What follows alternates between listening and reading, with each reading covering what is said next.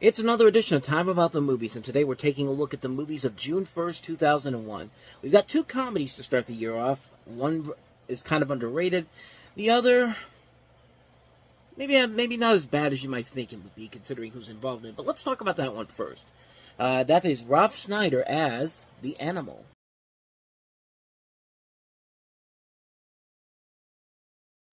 So yeah, this is one of those ones where, honestly, on paper, it looks like a really bad Rob Schneider movie, which it is, but on the one hand, it's one of the less bad Rob Schneider movies, and I'll explain that in just a second here. But you have Rob Schneider playing a police station evidence clerk who is critically injured and is put back together by a mad scientist who transplant animal parts, resulting in strange animalistic changes to his behavior. And of course, you're going to get the typical, animal behaviors, like he'll, like you see in the trailer, he'll act like a dolphin. He'll be aroused by a goat in the middle on the middle of a farm. He'll what else does he do? He'll neigh like a horse when he's really horny, like that type of stuff. It's just like that stuff right there. It's just kind of like, yeah, this is not really all that funny. However, I will say this though. Of all the Rob Schneider comedies he's done, this one is surprisingly the most enjoyable out of the bunch, which doesn't mean it's a good movie, because there is a lot of things about this movie that do not work whatsoever, but there are those little gags here and there that I will admit, they're stupid, but they do make me laugh. Like, there are times in this movie where there is something really funny to be had here, and there is a lot of little funny moments in there, and the concept is actually a really funny concept. Like, a guy who gets seriously injured, and he has to be put back together by a scientist who says, you know what, I'm going to put all these animal parts in you. Why? Just because I want to experiment on you. It kind of reminds me a lot of Joe Dirt, honestly, the more I think about it, because it's another one of those movies where it's just like, this should not work by any means necessary. It's a typical, Adam Sandler movie. Like, it's a movie where it's just kind of like, okay, you get what you kind of get here, but this is back kind of when we kind of accepted that type of thing. We kind of accepted it because there was at least effort being put into it, and it wasn't a movie where, Adam Sandler and his buddies were only doing it so they can go on vacation somewhere. Like, they're actually trying in this movie. Like I said, not to the best all the time, but, like, it's at least working in here. There is a lot about this movie that is not great. A lot of the humor in this movie does not really work that well. Then you get those little brief jokes that do kind of work. Like, I like that scene that's in the trailer where, like, there's a truck running by him, and he's, like, running around like he's running at first, and then all of a sudden he goes into position like he's running like a gazelle in the African jungle. Like, stuff like that. Types of humor like that can be really, really funny at times.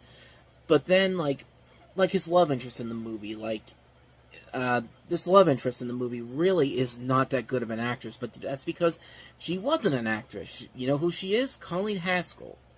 Now, that name may not sound familiar to a lot of people, but she was on Survivor, which came out the year before, which became the big breakout reality hit of the reality show that kind of launched the reality show concept into another level. She won the she was in sixth place, so they took somebody from a reality show and made them the romantic lead in a Rob Schneider movie. Like, I mean, I don't think, and this woman's not a bad actress. Like, she's trying, but you could just tell right from the moment she's on screen, like, this is somebody who does not really have a whole lot of acting chops to work with, and so she just kind of like she's really not given a whole lot to do here, per se. And the Rob Schneider character, it's just Deuce Bigelow all over again. Like, he's getting beat around and pushed around by a lot of people. He's the dork, he's the geek, and all that. And, like, that shit gets old really, really quickly, especially in Schneider movies that come after this. But like I said, there is stuff about this movie that is surprisingly really enjoyable. Like, there are goofy moments in the film that actually do work. There's a lot of silly humor that gets a couple of good laughs. It's not a great movie all the way through, but it's at least trying. They're at least trying in this case compared to what the later Happy Madison movies try to do. And it's just like, I guess I can't really say it's a bad movie per se, but it's a movie that definitely is not that great in general. And I understand they're making a sequel to this, which, regardless of what that sequel does, that sequel will be much worse than this movie. I guarantee it, because the last time they tried to do a sequel on a streaming service, we got Joe Dirt 2, and yeah, that didn't quite work out so well. So, I guess overall, my overall thoughts on this movie is that It's a bad movie, but it's not the worst Rob Schneider movie. He's done a lot worse. There are times when this movie can be very funny and very creative, but those are very few and far between, as you're basically just, trying to like keep up with the pace of the film as it gets more ridiculous for its own good. I mean, overall, it's fine. I guess that's the best way to describe it, is that it's passable, but it's not one I'd watch over and over again, but it's one I'd be like, I mean, it's okay for what it is, but it's not one you're gonna watch over and over again. So let's move on to a comedy that I think is very underrated, and that is Martin Lawrence and Danny DeVito in What's the Worst That Could Happen.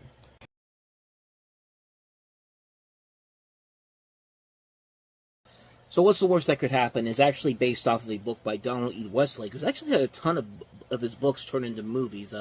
Actually, let me show you the list right here, because I'm looking at here, and it's like a bunch of different, very unique ones here. You have Point Blank with Lee Marvin. You have stuff like Why Me, which had Christopher Lambert, Christopher Lloyd, and J.T. Walsh. But more recently, he had written Payback, the movie with Mel Gibson in it, which was actually the second movie based off The Hunter.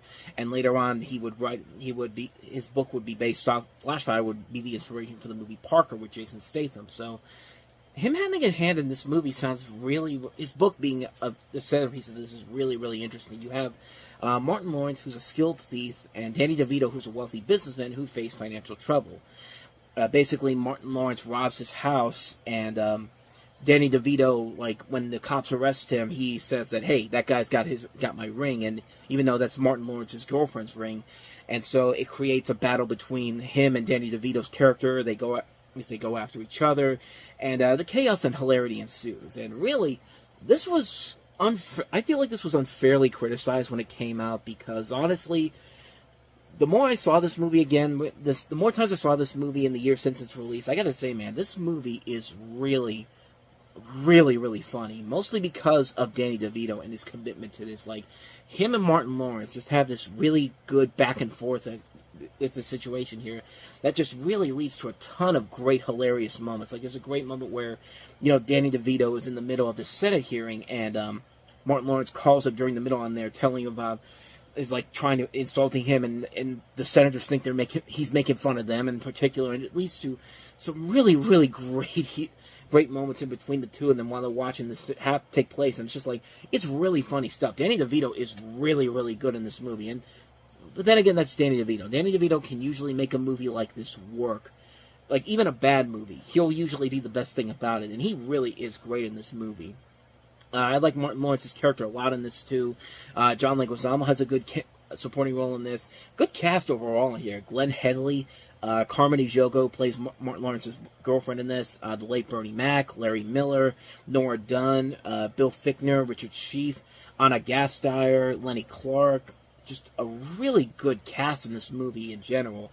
And there is a lot of really funny, over-the-top moments in this movie that just really is well done. And it works very well. I think it's a very, very solid film. Like, it's not a classic movie by any means necessary, but it's one that I think got unfairly criticized in a number of different ways. I like this whole movie a lot. I think it's really well done. I think it's really hilarious stuff. The casting in here works. The comedy is very well done. It's a really good movie. I really like it a lot. I may be the only one that says that, but I actually thought this movie was actually really, really fun. Definitely check it out. What's the worst that could happen? Hey, what's the worst that could happen? If you don't like it, you say you saw a bad movie, and you say I'm wrong, but who knows? Maybe you actually get something in return from it. I'm just saying. And so with that said, we wrap up another edition of Time About the Movies. So when we meet next time, we'll take a look at 3 more movies, including John Travolta, Hugh Jackman, Halle Berry in Swordfish. We also have Ivan Reitman's attempt to create a new Ghostbusters for the 21st century, this time with Aliens, Evolution, with David Duchovny, Sean William Scott, Julianne Moore, and Orlando Jones. And the limited release of Disney's Atlantis, The Lost Empire was also this weekend, too. So we'll take a look at all 3 of those movies. That'll be on the next episode. But until then, thank you so much for watching, and if you want to see more videos like this, please hit the playlist on the next page, check out the previous episode, and also don't forget to hit the like and subscribe button if you want to see more videos like this on this channel. So with that said, I am off. I will see you guys next time, and until then, as always, I almost messed it up. Until next time, take care.